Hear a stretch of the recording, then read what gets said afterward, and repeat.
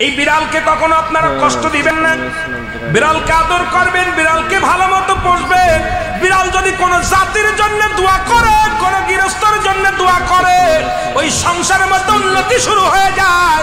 ওই সংসারের মধ্যে চাইতে সুন্দর একটা প্রাণ বিড়ালটা হতো আমাদের আবেগের জায়গা, ভালোবাসার জায়গা। নবীজির একটা বিড়াল ছিল, নাম হচ্ছে মুয়েজ্জা। নাম কি? মুয়েজ্জা।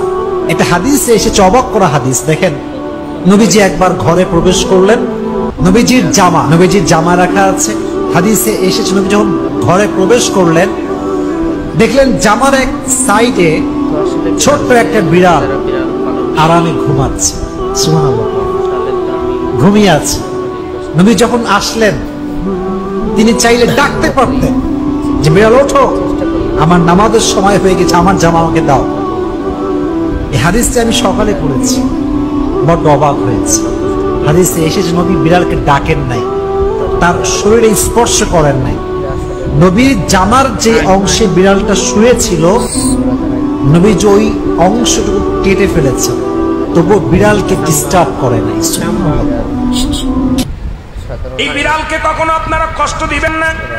বিড়ালকে আদর করবেন, বিড়ালকে ভালো মতো পুষবেন। বিড়াল যদি কোনো জাতির জন্য দোয়া করে, কোনো গৃহস্থর জন্য দোয়া করে, ওই সংসারের মধ্যে উন্নতি শুরু হয়ে যায়।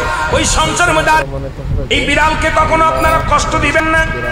বিড়ালকে আদর করবেন, বিড়ালকে ভালো মতো পুষবেন।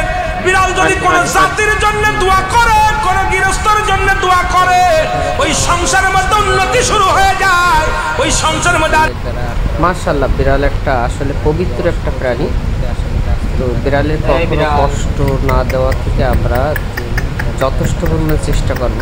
আসলে এরা খুব লক্ষ্মী, এরা মানুষের কাছে থাকতে পছন্দ করে। এদেরকে অবহেলা না করাই উত্তম। ভালো থাকবে, সুস্থ।